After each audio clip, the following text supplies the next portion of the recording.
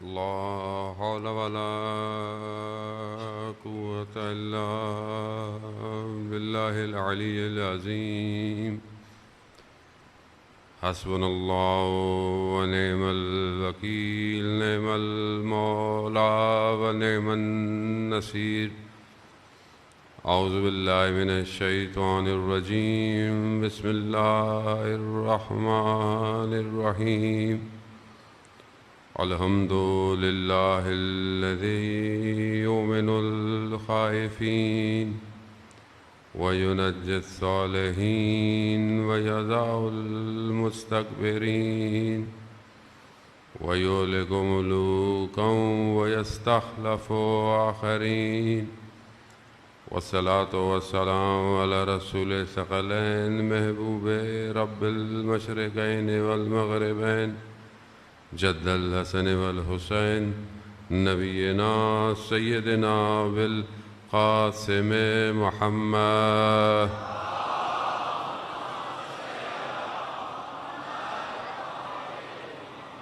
وعلى آله الطيبين الطاهرين المعصومين، لا سيما بقية الله في الأرضين. روحي وأرواحنا لتراب مقدم الفداء، ولعنة الله على أعدائهم أجمعين. بسم الله الرحمن الرحيم. رب اشرح لي صدري ويسر لي أمري واحلل عقدة من لساني يفقهوا قولي. أما بعد، فقد قال الله تبارك وتعالى في كتاب الحكيم والقرآن المجيد: وما خلقت الجن والإنس إلا ليعبدون. صلوات بيد محمد.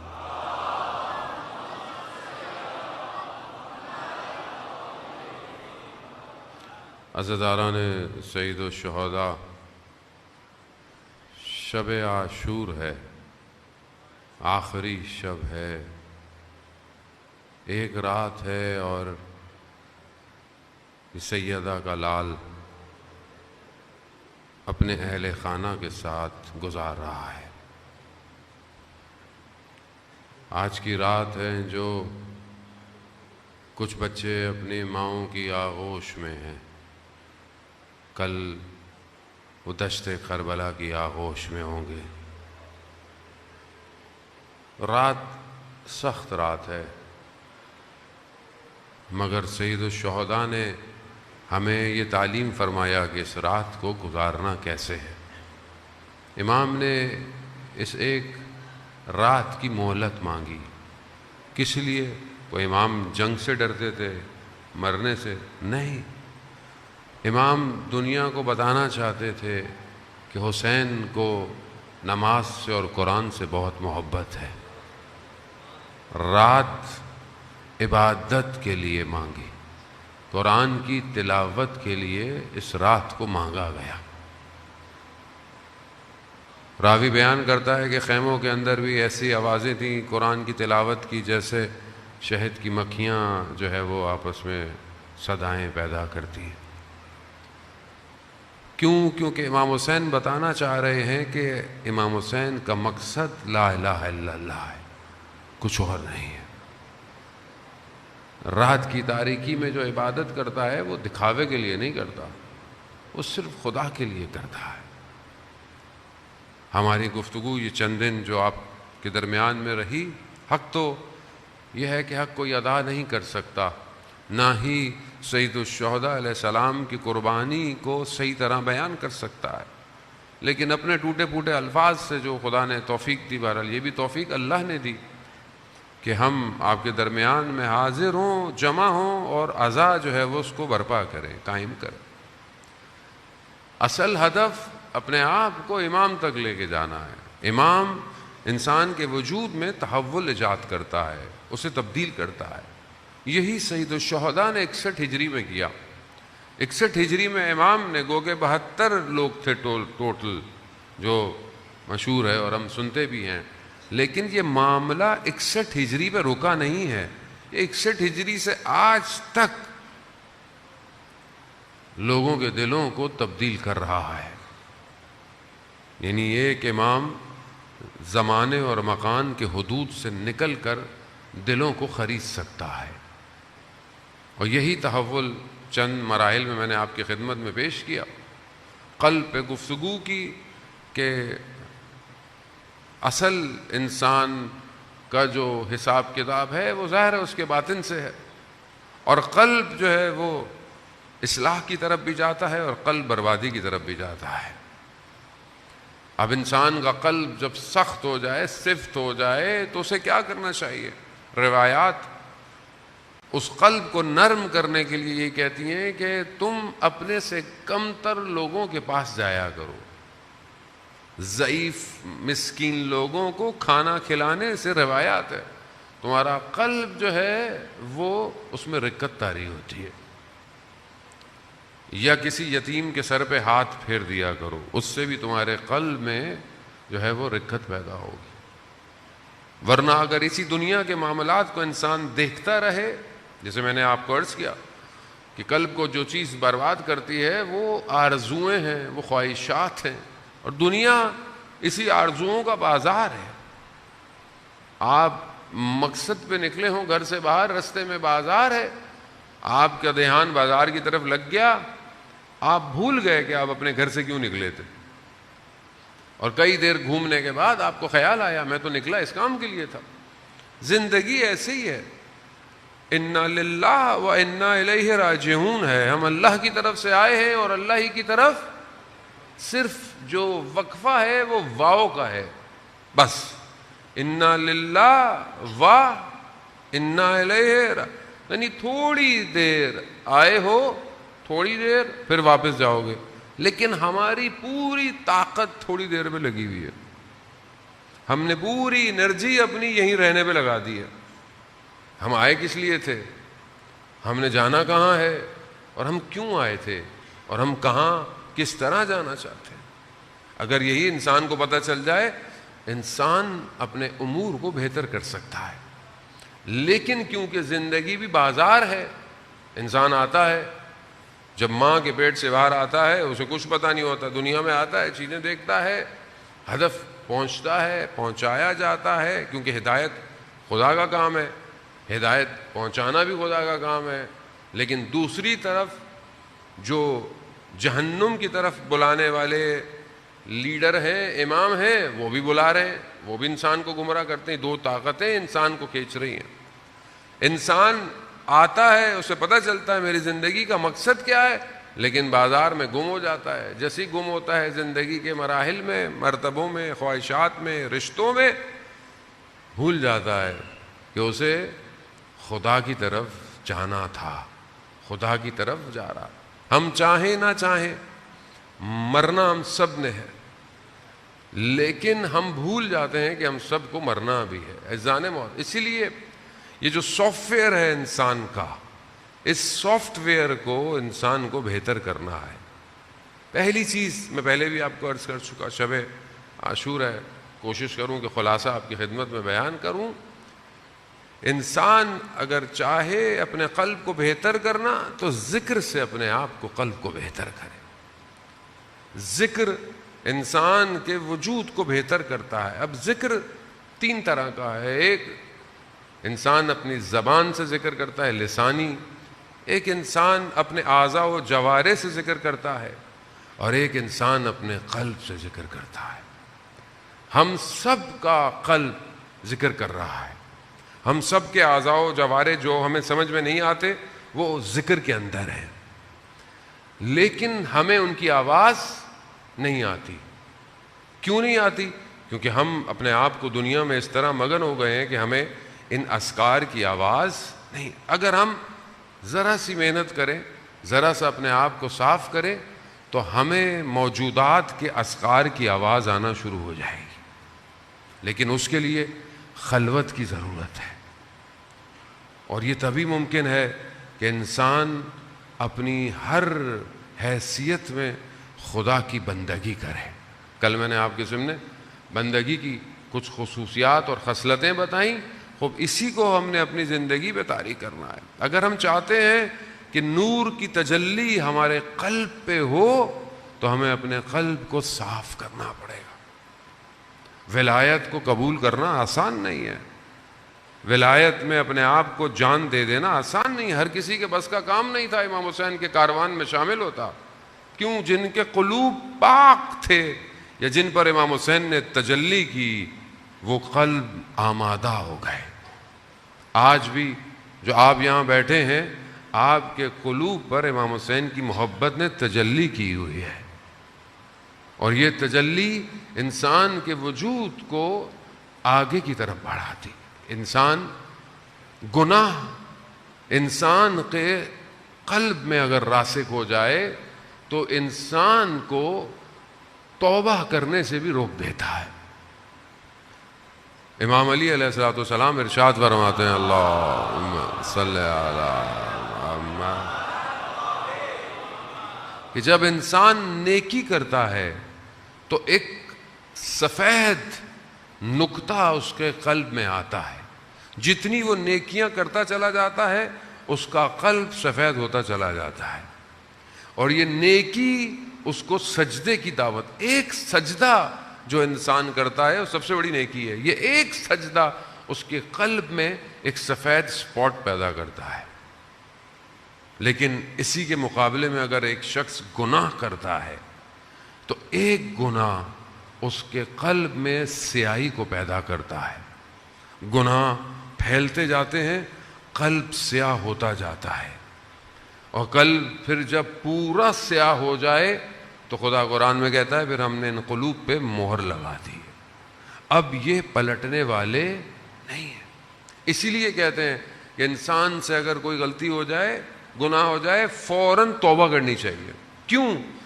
توبہ اس سیاہ نقطے کو ہلکا کر دیتی ہے. اب یہ سب کچھ سافٹ ویئر ہے، یہ ہارڈ ویئر نہیں ہے. آپ کو دنیا کی کوئی چیز بتائے گی نہیں کہ میں نے استغفار کیا. ابھی استغفار آپ نے زبانی نہیں کرنا کہ مثلا میں نے استغفر اللہ استغفر اللہ استغفر اللہ، گناہ بھی ہو رہا ہے استغفر اللہ، نہیں. یعنی میں شرمندہ ہوں پروردگار، یہ جو مجھ سے غلطی ہوئی ہے میں تیری بات. یہ شرمندگی قلب کو نرم کرنا شروع کر دیتی ہے، اس سیاہی کو پگھلانا شروع کر دیتی ہے. کیسے کیسے لوگ جو ہے وہ اللہ کے اولیاؤں کی بارگاہوں میں آئے، اور کیسے جو ہے وہ اللہ نے ان کو قبول کر لیا. کتنے لوگ تھے کہ جنہوں نے رسول خدا کے ساتھ کس طریقے سے، شخص جو ہے وہ اس کو بھیجا گیا. ایک شخص نے مکہ میں ایک شخص کو پیسے دیے، بیٹھا ہوا تھا، اس کے گھر کے مسائل تھے، کہا میں سارے تیرے گھر کے مسائل پورے کرتا ہوں، یہ تلوار لے اور جا کر مدینہ میں رسول کو مار کے آ. اب یہ آیا تو دکھانے کے لیے کہ میں مثلا میں آیا ہوں، سننے آیا ہوں، چھپ کر مسجد نبوی پہنچ گیا بہرحال کسی طریقے سے، اور آ کر جو ہے وہ رسول کے سامنے بیٹھا. رسول خدا تھے، رسول خدا جانتے تھے کون کس حالت سے آیا ہے. رسول ہیں، دلوں کے حالوں کو جانتے ہیں، باطن کو بھی جانتے ہیں، سب جانتے ہیں. اس سے کچھ پوچھا، اس نے کچھ بتایا تو کہا اگر تو سوال پوچھنے آیا ہے تو اپنے ساتھ تلوار کیوں لے کے آیا ہے. جب یہ سنا تو اصل تو عجیب سا ہو گیا، پہچان گیا کہ یہ حق کا رسول ہے جسے میرے چیزوں کا بھی پتہ ہے. مسلمان ہو گیا، اسلام قبول کر لیا. واپس گیا، جس شخص نے پیسے ایسے دیے تھے پورے گھر کے، اس نے بولا کہا کہ میں تو مسلمان ہو گیا ہوں.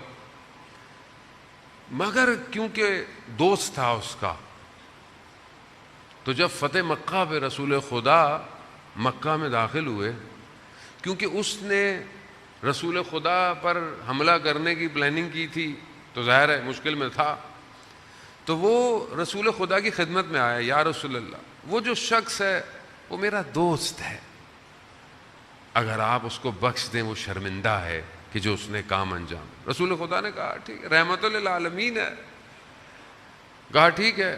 کہا یہ میرا امامہ لے جاؤ اور اس امامے کے ساتھ اس کو لاؤ تاکہ لوگ اس کو ہاتھ نہ لگائیں. عزیزان محترم، خوب رسول قلوب کو منور کرتے ہیں، لیکن ہم اپنے رسول سے کتنی محبت کرتے ہیں. ہماری زندگی میں رسول کہاں ہے؟ ہم اتنے جو دعوے دار ہیں، ناموس رسالت ہو گیا اور ہم باہر روڈوں میں نکل آتے ہیں. اچھی بات ہے، ہونی چاہیے، غیرت ہونی چاہیے مسلمان کے اندر. ابھی جو قرآن جلایا گیا، مسلمانوں میں غیرت ہونی چاہیے. مسلمانوں نے اس کے مقابلے میں کیا کیا؟ اور کیا کرنا چاہیے؟ قرآن کی تعلیمات کو عام کریں. دشمن چاہتا ہے قرآن کی تعلیمات کو ختم کرے. دیکھیں دو طرح کی اہانت ہے. ایک تو یہ ہے کہ اس جلد جو ہے قرآن کی، جو کہ ہمارے لیے معتبر ہے، کیوں؟ کیونکہ وہ بھی عین عبادت ہے اس کو دیکھنا. ایک تو اس کی کوئی اہانت کرتا ہے نعوذ باللہ. ایک اہانت یہ ہے کہ قرآنی تعلیمات کے مقابلے میں معاشرے میں چیزوں کو ڈالا جائے. یہ اہانت نہیں ہے؟ اور یہ اہانت ہمیں نظر نہیں آ رہی ہے کیونکہ ہم دین کو وہاں سے نہیں لے رہے جہاں سے دین لینا چاہیے. ابھی جو ہے وہ کچھ دن میں سینٹ میں ایک بل پاس ہونے والا ہے، بل کو پیش کیا جا رہا ہے. یہ بل، کوئی بھی بل عزیزان محترم جو ہمارے وطن عزیز کے استحکام کو، یونٹی کو خراب کرے، ایسا کوئی بھی بل قابل منظور نہیں ہے. خود انسان خود بنا لے اور خود ہی لوگ سائن کر لیں اور اصحاب کے نام پر، اہل بیت کے نام پر اپنی خواہشات. ہم اپنے ملک کو اگر بچانا چاہتے ہیں تو ہمیں اس تکفیریت سے اپنے آپ کو باہر نکالنا پڑے گا. اور ایک رسول سے اگر محبت ہے، اتنی جو ہم رسول سے محبت کی بات کرتے ہیں، اور ہونی بھی چاہیے. ہم نے اپنے رسول پر کتنی کتابیں پڑھ لیں، اپنے رسول کی سنت پر، سنن نبی پر کتنی کتابیں پڑھی ہیں، کتنی کتابیں پڑھائی جاتی ہیں، کتنی سنتیں ہمارے زندگی میں رسول خدا سے ہیں. عزیزان محترم، اگر ہم امام حسین کو یاد کرتے ہیں تو ہم امام حسین کو اپنی مرضی سے یاد نہیں کر رہے. ہمیں رسول نے کہا ہے حسین و منی وانا من الحسین. اگر ہم اس گھرانے کی لیے اپنی جانوں کو قربان کرتے ہیں تو رسول خدا نے، ہم تو رسول، ہمارے لیے محور رسول کی ذات ہے.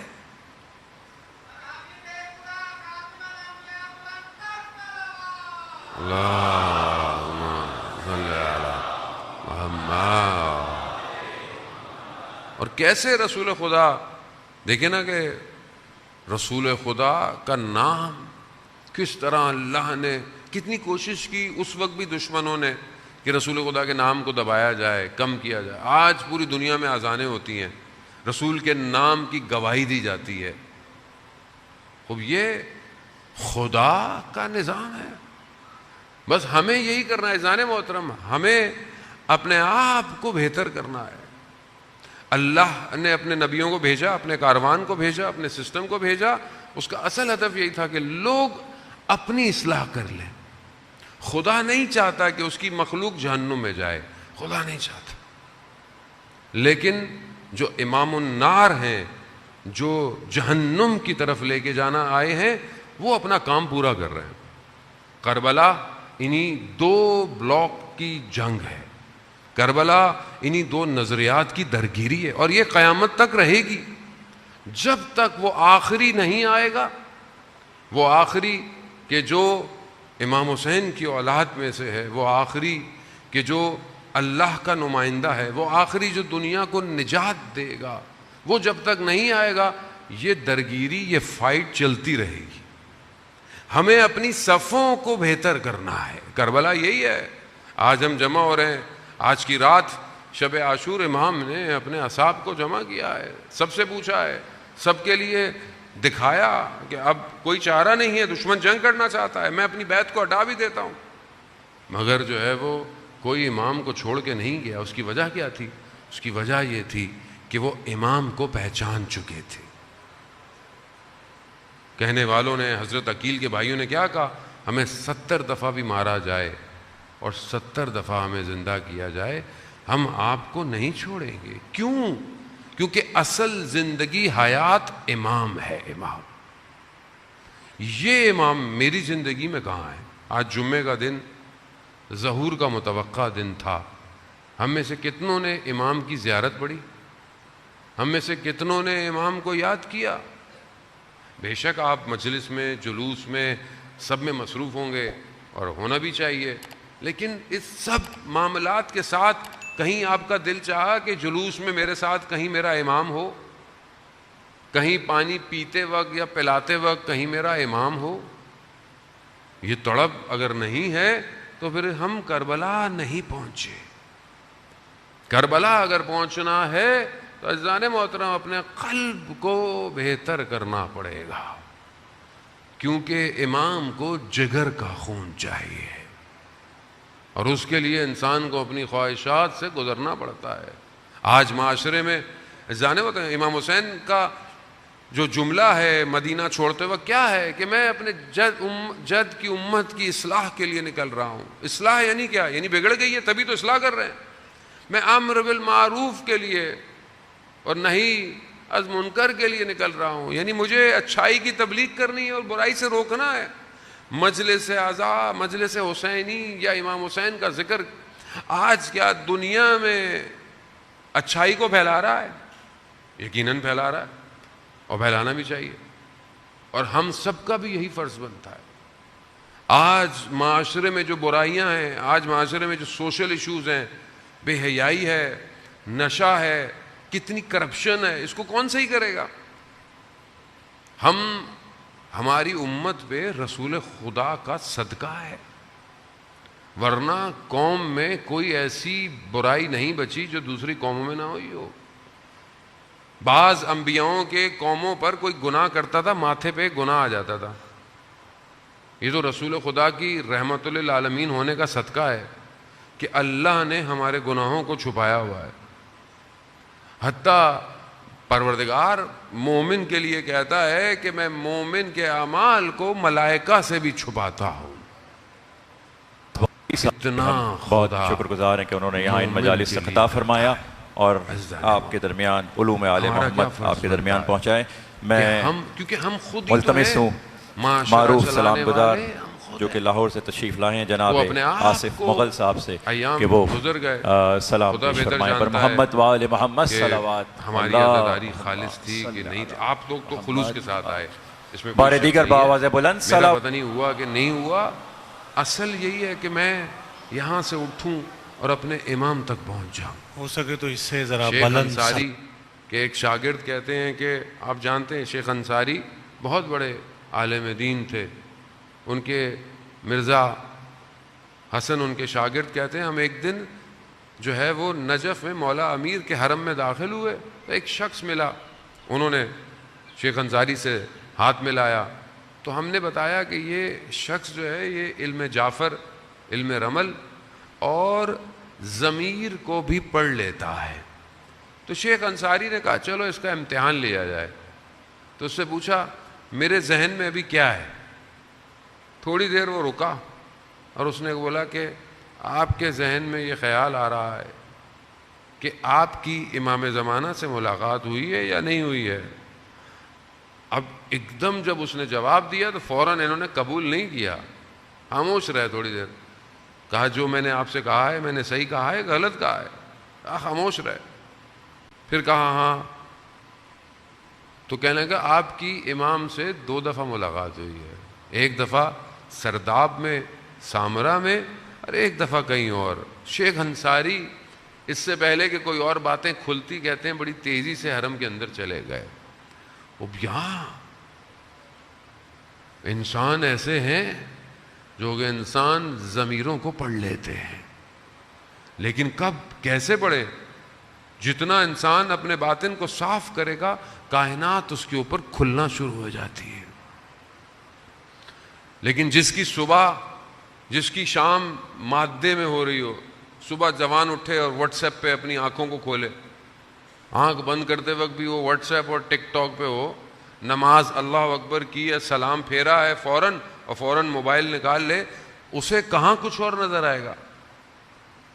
وہ تو مادے میں پھنسا ہوا ہے. وہ نہیں آج کا جوان، آپ کو نہیں کہہ رہا، آپ ماشاءاللہ یقیناً بہت اچھے جوان ہیں کیونکہ بہرحال مجلس لائیو بھی لوگ سن رہے ہوتے ہیں. عزیزان محترم، آج کا جوان اپنے آپ کو خلوت نہیں دے رہا، خالی نہیں چھوڑ رہا، گھبرا رہا ہے اپنی تنہائی سے. اپنی تنہائی سے فرار کے چکر میں وہ اپنے خدا سے دور ہو رہا ہے. ہر وقت مصروف رہو، ہر وقت بزی رہو. ایک ایپلیکیشن ختم دوسری شروع، ایک ٹی وی کا پروگرام ختم دوسرا شروع. بے چینی ہے، اضطراب ہے. یہ اضطراب وجود میں ہے، سکون نہیں ہے، اطمینان نہیں ہے. کیوں؟ کیونکہ رابطہ کمزور ہو گیا ہے. اس رابطے کو بہتر کریں. یہ مجلس اسی رابطے کو بہتر کرنے کے لیے.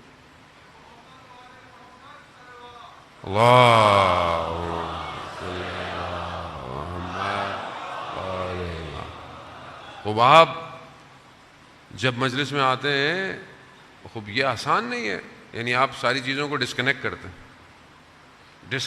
ہیں، آتے ہیں کہ امام حسین سے، اور خالصتاً آتے ہیں، کسی کو دکھانے نہیں آتے، کسی کو بتانے نہیں آتے، خوب جہاں جگہ ملتی ہے بیٹھ جاتے ہیں جیسے جگہ ملتی ہے. کیوں؟ یہ عمل خالص ہے، اور جو کام خالص کیا جائے وہ ریوارڈ دیتا ہے، اجر دیتا ہے.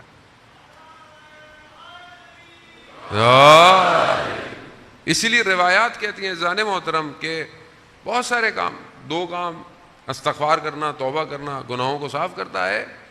تو وہاں پر امام رضا علیہ الصلوۃ والسلام ارشاد فرماتے ہیں، اللہم صلی علی محمد، امام ارشاد فرماتے ہیں کہ ہمارے جد پر گریہ کرنا انسان کے وجود کو پاک کرتا ہے، تطہیر کرتا ہے. کیوں؟ کیونکہ یہ آنسو دکھاوے کے آنسو نہیں ہے.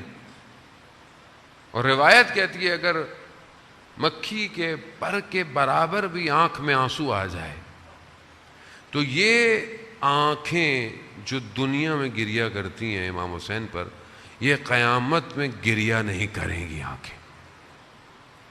خوب یہ آنسوؤں کی بڑی قیمت ہے جانتا. اسی لیے مجلس حسینی کسی فرقے کی نہیں ہے، کسی مذہب کی نہیں ہے، سب کی ہے. اور ویسے بھی یہاں ہمیں پاکستان کی فضا اور باقی جگہوں پہ بھی ہر جگہ جو ہے وہ امت کو اتحاد کے ساتھ آگے بڑھنا چاہیے. نواسہ رسول ہے، اصحابی رسول ہے، اس سے بہتر صحابی اور کون ہو سکتے ہیں جس کے لیے اتنی حدیثیں ہوں، جس صحابی کو رسول خدا نے اپنے کندھوں میں بٹھایا ہو، جس کے لیے اللہم صلی علی محمد، اپنی نماز کے سجدوں کو امام نے، رسول خدا نے طولانی کر دیا. کیوں؟ امام حسین جو ہیں وہ پیٹھ پہ بیٹھے ہوئے ہیں، جمعے کا خطبہ پڑھ رہے ہیں، دیکھا امام حسین تھوڑا سا پاؤں ان کا کہیں پھنسا، ایک دم رسول خدا نے اپنے آپ کو چھوڑا اور امام حسین کو پکڑا ہے. اس سے بہتر اگر آپ صحابی نواسا، یعنی اس کے لیے پوری امت کو مل کر عزائے حسینی قائم کرنی چاہیے. یہ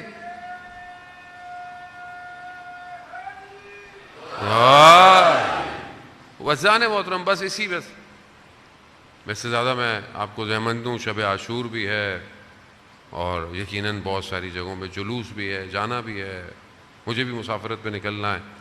عزیزان محترم اپنے اس رابطے کو ٹھیک کریں، امام سے رابطہ بہتر کریں، اپنے قلب کو پاک کریں اور اس پاکیزی کو ڈیلی کریں. سونے سے پہلے محاسبہ کریں، جو غلطیاں ہو گئی ہیں توبہ کریں، نیکیاں ہوئی ہیں شکر کریں، باوضو سوئیں. انسان اچھی خاصی دیر سوتا ہے اپنی زندگی میں، وضو کے ساتھ سونا عبادت شمار ہوتا ہے.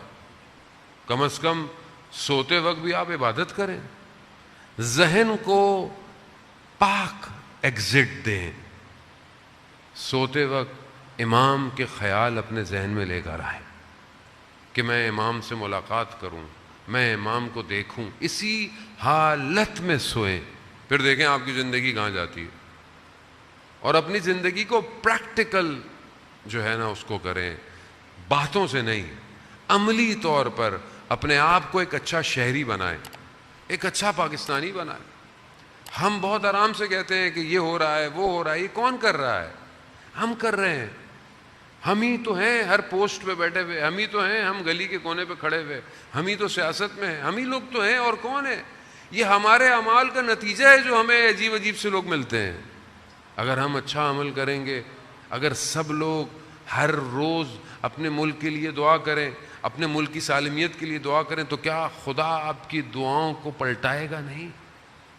کیا خدا آپ کی دعاؤں کو قبول نہیں کرے گا؟ کیوں نہیں کرے گا؟ اس کے خزانوں میں کسی چیز کی کمی نہیں ہے عزیزان محترم، لیکن اس کی بارگاہ میں جانے کے طریقے ہیں. وہ رحمان ہے، وہ رحیم ہے، وہ کریم ہے، وہ علیم ہے، وہ ہر چیز جانتا ہے. جو چیز وہ آپ سے لے رہا ہے، جو چیز وہ آپ کو دے رہا ہے، وہ جانتا ہے۔ اس لیے نہج البلاغہ میں امیر المومنین فرماتے ہیں نا کہ مومن کو جب کچھ مل جائے تو وہ خوش نہیں ہوتا بہت، اور کچھ چھن جائے تو وہ اتنا پریشان بھی نہیں ہوتا۔ کیوں؟ کیونکہ وہ جانتا ہے کہ سب خدا کی طرف سے، اور خدا بہتر علم رکھتا ہے، خدا بہتر جانتا ہے تمہیں مریض کیسے کرنا ہے، تمہیں صحت کیسے دینی ہے، تمہیں مال کب دینا ہے، تمہیں اولاد کب دینی ہے، خدا بہتر جانتا ہے۔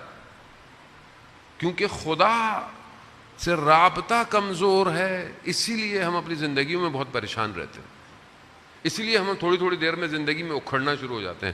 ذرا سا ہوا کا تیز جھونکا آتا ہے، ہمارے پاؤں لرزنا شروع ہو جاتے ہیں۔ کیوں؟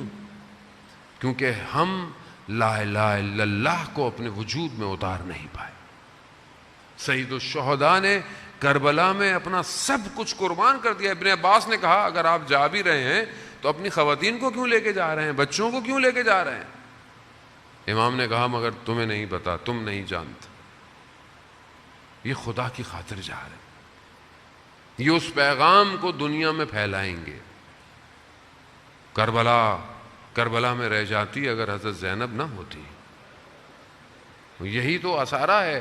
کیوں؟ امام جانتا ہے۔ ابن عباس نہیں جانتے تھے یہ 6 ماہ کا بچہ کربلا میں کیا کرے گا۔ آج تک یہ 6 ماہ کا بچہ جو ہے وہ وقت یزید کے نقاب کو کھینچ رہا ہے۔ یہ بچہ نہیں ہوتا آپ کیسے یزید کا نقاب کھنچوا سکتے تھے؟ بچے نے، ایک بچے نے۔ ہر شخص قیمتی ہے۔ توحید کتنی مضبوط ہے کہ شب عاشور گزرنے کے بعد بھی شام غریبہ میں سید الساجدین کا سجدہ سبحان ربی الاعلی و بحمدہ کس بات کی گواہی دے رہا ہے؟ کوئی بھی بڑا نہیں ہے سوائے اس ہستی کے۔ پورا کنبہ لٹ جائے، لا الہ الا اللہ رہنا چاہیے۔ ہماری زندگی میں بھی عزیزان محترم لا الہ الا اللہ رہنا چاہیے۔ ہم بعض اوقات ایک جاب کی خاطر، ایک رشتوں کی خاطر، ایک سفارش کی خاطر، کسی خاندان والے کی خاطر گناہ کر بیٹھتے ہیں۔ گھروں میں دیکھیں جو بھی اللہ کے حدود توڑا ہے نا وہ اللہ سے جنگ کر رہا ہے۔ اللہ نے حدود بیان کی ہے نا، حجاب حدود ہے، واجبات حدود ہیں، خمس حدود ہے، یہ حدود ہیں۔ حرام سے دور، حرام کہاں ہے؟ باہر ہے، حدود یہاں ہے، یہاں سے باہر نکلے حرام کیا، یعنی کیا کیا؟ یعنی حد کو کراس کیا۔ جب آپ حد کو کراس کریں گے تو آپ نے کیا کیا؟ یعنی اللہ کے ساتھ جنگ شروع کی ہے۔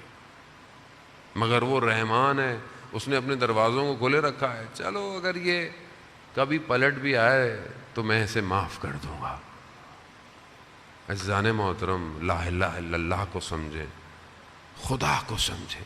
1,24,000 صرف لا الہ الا اللہ کی خاطر آئے۔ آج اگر ہماری مجلس، ہماری عزاداری لا الہ الا اللہ نہیں ہے تو پھر ظاہر ہے دنیا تو بات کرے گی، کیونکہ ہم اصل پیغام کو دنیا تک نہیں دے رہے۔ شب عاشور امام نے اصحاب سے بھی گفتگو کی، بنی ہاشم سے بھی گفتگو کی۔ بی بی زینب شب عاشور پریشان ہے، بہن ہے، بھائی سے بہت محبت ہے۔ شب عاشور ان کو یہ پریشانی ہے کہ پتہ نہیں صبح کہ میرے بھائی کا ساتھ دیں گے یا نہیں دیں گے۔ جب امام حسین سے انہوں نے اپنی پریشانی کا اظہار کیا تو امام حسین انہیں جو ہے وہ امام حسین نے پہلے تو اپنے خیمے میں سب کو بلایا، اصحاب کو بھی بلایا اور بنی ہاشم کو بھی بلایا، اور وہ آپ سنتے رہتے ہیں۔ میں نے پہلے بھی عرض کیا کہ امام نے اپنے سب سے یہی کہا کہ جنگ مجھ سے ہے، تم سے نہیں۔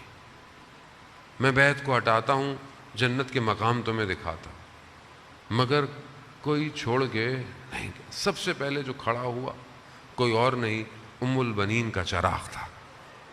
یہی کہا کہ اب کیسی باتیں کریں، ہم آپ کو چھوڑ کے جائیں، ہم کہاں جائیں؟ یہ امام کے ساتھ رہا۔ بی بی زینب کو جب تسلی ہو گئی کہ کوئی چھوڑ کے نہیں جائے گا۔ عزاداران محترم، ہلال بن نافع کہتا ہے کہ میں نے دیکھا کہ امام رات کی تاریکی میں خیموں سے باہر نکلے، میں بھی امام کے پیچھے پیچھے، امام نے میری آہٹ کو سنا، کہا کون؟ ہمیں کہا کیوں آئے ہو؟ کہا مولا رات کا وقت تھا، میں نے کہا آپ اکیلے جا رہے ہیں، میں آپ کے ساتھ ساتھ آؤں۔ تو کہا آپ آ ہی گئے ہو تو میرے ساتھ آ جاؤ۔ امام اسے لے کر دشت کربلا میں مختلف مقامات پہ لے گئے اور کہتے ہیں یہ مقام دیکھ رہے ہو؟ کہا یہ وہ مقام ہے جہاں قاسم گریں گے۔ ایک ایک کر کر مقام دکھائے، یہ وہ مقام ہے جہاں علی اکبر گریں گے، یہ وہ اونچائی ہے جہاں علی اصغر کو تیر لگے گا۔ کہتے کہتے ایک مقام سے بڑی تیزی سے گزر گئے۔ میں نے کہا مولا کیا ہوا، کہاں جا رہے ہیں؟ کہا یہ وہ مقام ہے جہاں میں خود گروں گا۔ کہا مولا یہاں تو کوئی خاتون بیٹھی ہوئی گریا کر رہی ہے۔ امام فرماتے ہیں یہ کوئی اور نہیں، یہ میری والدہ ہے۔ ہاں عزاداران محترم، شب عاشور ہے، زہرا کا یہ آخری چراغ ہے جو آج کی رات خیموں میں ہے۔ بہنیں بھی بھائی کو دیکھ رہی ہیں، آخری مکالمے ہیں، آخری گفتگویں ہیں، بچے بھی امام حسین کو دیکھ رہے ہیں، نہ جانے کل کیا ہوگا۔ علی اصغر آج اپنی ماں کی آغوش میں ہے، کل وہ دشت کربلا کی آغوش میں ہوگا۔ رات بہت سخت ہے، خدا کرے کہ ہم اس رات کو بہتر گزار پائیں، غم کی حالت میں گزار پائیں، ذکر میں گزاریں، عبادت میں گزاریں، ماتم میں گزاریں، رو کر گزاریں اس رات کو۔ یہ رات بہت سخت ہے اہل بیت پر۔ عزاداران محترم، جو اجڑا ہوا، جو ایک آباد خیمے لگے تھے نا، وہ صبح اجڑ جائیں گے، بلکہ کل رات تو خیمے بھی نہیں ہوں گے، جلے ہوئے ہوں۔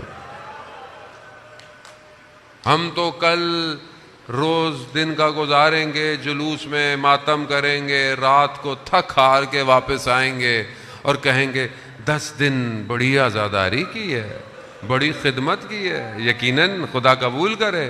لیکن آپ تو 10 کو واپس آ کر آرام کریں گے اور زہرا کا گھر 10 کی رات کو اجڑنا شروع۔ ان کی آزمائشیں تو 10 کو شروع ہوئیں، ان کا سفر تو 10 کو شروع ہوگا۔ عزاداران محترم، مخصوص کیونکہ بہرحال شب کے اعمال تھے کہ مجھے دن کے لیے کچھ کہا گیا، اس لیے ورنہ مصائب تو وہ سارے کل کے دن کے ہی ہیں جو آپ سنتے رہتے ہیں۔ رات گزری جس طرح گزری، امام کا مؤذن کوئی اور ہے جو اذان دیتا ہے، مگر اس رات جیسے ہی صبح صادق ہونے لگی، امام نے علی اکبر کو کہا، علی اکبر۔ آپ جائیں گے نا مختلف مقام پہ اذان علی اکبر میں، علی اکبر نے اذان شروع کی، بس یہ آواز گونجنے لگی اور یہ علی اکبر کی بھی آخری اذان تھی۔ بس عزاداران محترم، روز عاشور شروع ہوا، مصائب آپ سنتے رہتے ہیں۔ پہلا تیر آیا، پہلا بنی ہاشم، پہلے اصحاب جس طرح گئے، بنی ہاشم جانا شروع ہوئے، ایک ایک کر کے سیدہ کا باغ اجڑ گیا، بکھر گئے، یہ پھول بکھر گئے۔ امام حسین پیاس کی شدت، زخموں کی تاب، کہیں پیشانی سے خون بہہ رہا ہے، عجیب غربت میں زہرا کا لال کھڑا ہوا۔ حل من ناصر کی سزا دی، اپنی تلوار کو زمین پر رکھا، جھک گئے، دائیں دیکھا بائیں دیکھا، آئینہ آئینہ مسلم، آئینہ آئینہ ہانی ابن عروہ، کہاں ہو مسلم، کہاں ہو ہانی، کہاں ہو حبیب؟ سب سو رہے، کوئی جواب دینے والا۔ غربت سید الشہداء، بچے نے قرآن مچایا، آپ نے سنا کس طریقے سے وہ بچہ گیا ہے اور پھر وہ واپس کیسے آیا۔ بچے کی قربانی بڑی عظیم ہے۔ بچہ ایک دفعہ شہید نہیں ہوا، بعض بیان کرتے ہیں بچہ 3 دفعہ شہید ہوا، ایک تیر سے ذبح بھی نہیں ہوا، تیر سے نہر ہوتا ہے۔ جب آپ اونٹ کو قربان کرتے ہیں نا تو اونٹ کو ذبح نہیں کیا جاتا، اونٹ کو نہر کیا جاتا ہے۔ علی اصغر کی ننھی سی گردن اور نہر کر دیا گیا اسے، پہلی دوسری تحمل سے، رات رونے کی ہے، کوئی جلدی نہیں ہے۔ آپ کو کوئی تازیانے مارنے والا نہیں ہے، آپ کی عورتوں کے پردے چھیننے والا کوئی نہیں ہے۔ آپ آرام سے سنیں، آپ اب آرام سے اس کی غربت کا امام کے آنسو بہائے۔ پہلی شہادت نہر سے ہوئی، دوسری شام غریبہ، جب انہوں نے بدن گننا شروع کیے، انہیں ایک بدن کم نظر آیا۔ کسی نے کہا کہ ہم نے دیکھا ہوگا خیموں کے پیچھے ظالموں نے رات کی تاریکی میں نیزوں سے ریت میں نیزے گھونپنا شروع کیے۔ اللہ، اس ماں کا جگر ہے، بس کسی ایک نیزے میں چھوٹا سا بچہ آ گیا۔ دوسری شہادت، تیسری شہادت پڑھی نہیں جاتی، نہ جانے کس طرح چھوٹی سی گردن کو تن سے جدا کیا ہوگا۔ سلام ہے ان ماؤں پر جو اس طرح نیزوں پر سروں کو دیکھتی رہی۔ اللہ اکبر۔ اسی طرح ام فروہ کا بڑا جگر ہے حضرت قاسم کی والدہ کا، کیوں کہ جب روز عاشورہ سب شہید ہو گئے نا، سب شہید ہو گئے، تو پھر انہوں نے گھوڑوں کے نالوں کو تیز کیا، نیا لگایا، پھر اعلان ہوا کہ گھوڑے دوبارہ دوڑائے جائیں۔ کہنے والوں نے کہا کہ قاسم کی ماں کو پتہ نہ چلے کہ اس کا بیٹا دوسری دفعہ پامال ہو رہا ہے۔ عزادارانے ہوتے روز عاشور، اللہ اکبر۔ آخری وقت آیا رسول کے نواسے کا، سب اجڑ گیا نا، جگر پہ علی اکبر کا داغ، چہرے پر علی اصغر کا خون، کہیں عباس کے بازو بکھرے پڑے ہیں۔ ایک عجیب سی حالت میں حسین ابن علی اپنی بہن سے ملنے آیا، وداع کر رہا ہے، آخری ملاقات، بس مقتل خاموش۔